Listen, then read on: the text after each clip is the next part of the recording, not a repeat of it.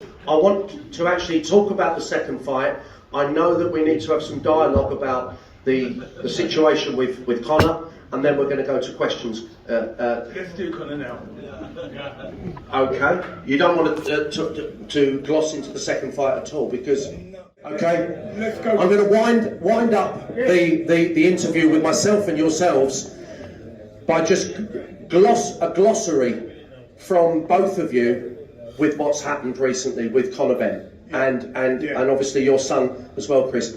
This has been a tough time for both families, for both camps, for both boxers. The way this has reverberated through the sport of boxing as well, and there's been a lot of bad things flying in all directions, and obviously I understand there's still investigation to go. But I would like your take on where this is at right now and where you think it should end. Well, first of all, I'll start off. I know my son. I'm 59 years old. I train twice a day, every day. I'm a dedicated person. Anything I put my mind to, I do. I'm saying, me and my peak, I'm here. My son Conor in his fitness regime is already here. Completely different. If my son ever took performance-enhancing drug, I'm sorry to say, I'd hang him out. I'd say, you know what, son? I'd say, son, I love you, but you're on your own. But I know my son. He's got my DNA.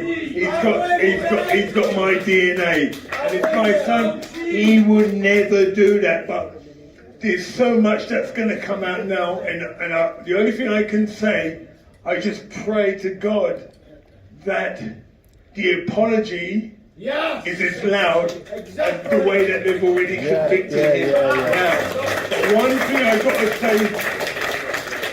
It's so funny. Me and Chris, we were doing talk sport. We were doing a Zoom call, and Chris was saying to me that my son can't make the weight. My son can't do this. My son can't make a 157. And I said, I didn't choose the weight. Your son chose the weight. And so me and Chris was going back and forth. And Chris was so adamant about him not making the weight. He's going to be, it's going to hurt him. He won't be strong. And I'm going to stop this and I'll stop that. I thought to myself, but it was your son that made the weight. And we kept on going on. And then I saw a picture of Chris Eubank Jr. You'll find it on the net or whatever in the papers. And I looked at the picture, and I saw him. His face is not there, and his body is emaciated.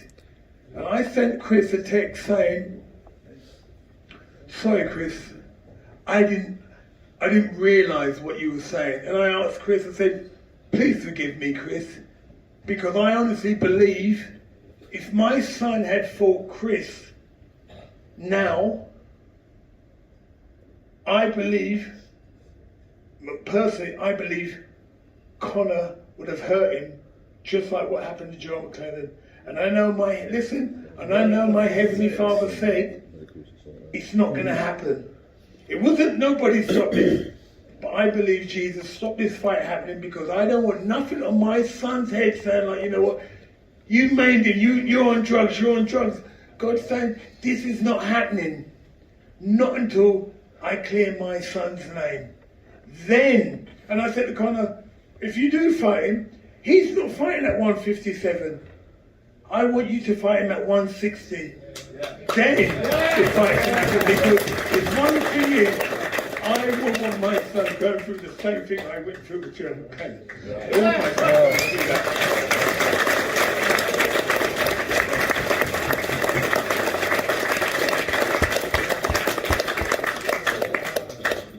Can I go over to Chris, Nigel, or is there anything you want to add? Nothing. That all I know that my son is innocent. There's so much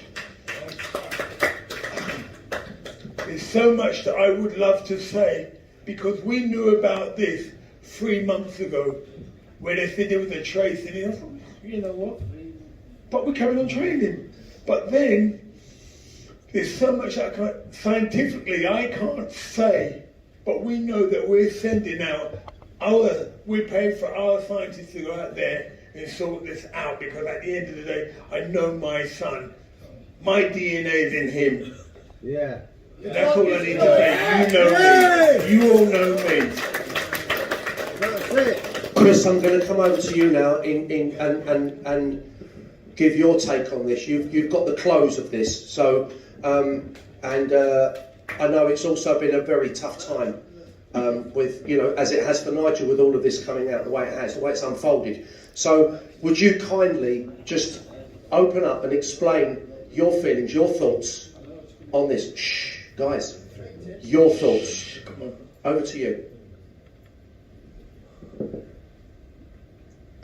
What makes me emotional is that, yes, I did have this conversation with Nigel on a Zoom call promoting this tour, and I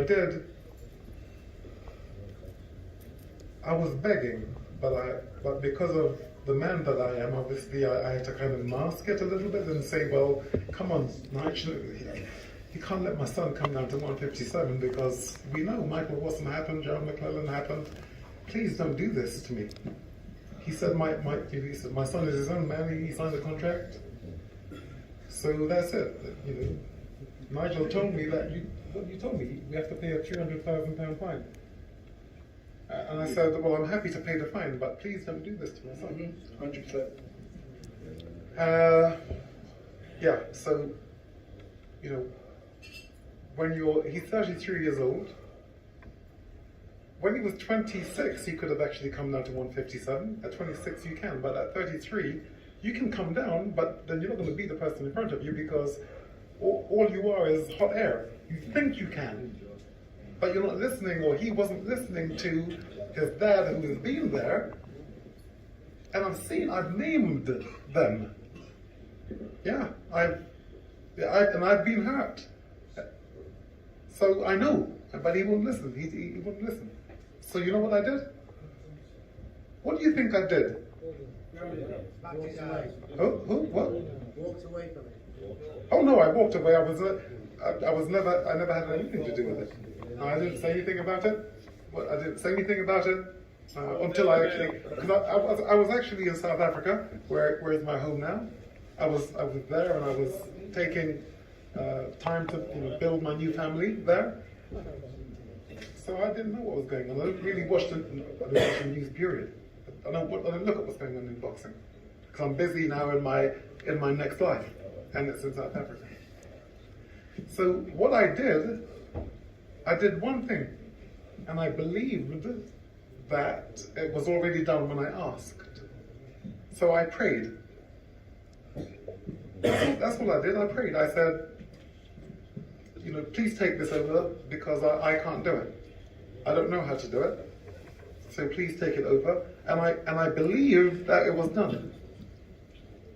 I'm talking about instantly. I believed it was done. And I never went back on my feeling that it was done. All I done was say, you know, thanks, thank you. Kept on having the belief that it's done. Did Mayweather bother you? One second. And the day before the fight, it was miraculously called off.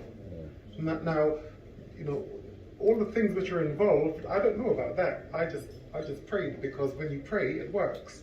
If you believe it's worked, it's already worked. Sounds really strange, I know. And probably, yeah, I've probably sounded strange to you all night, but I probably looked strange as I came in, because I was into that music. But it was good.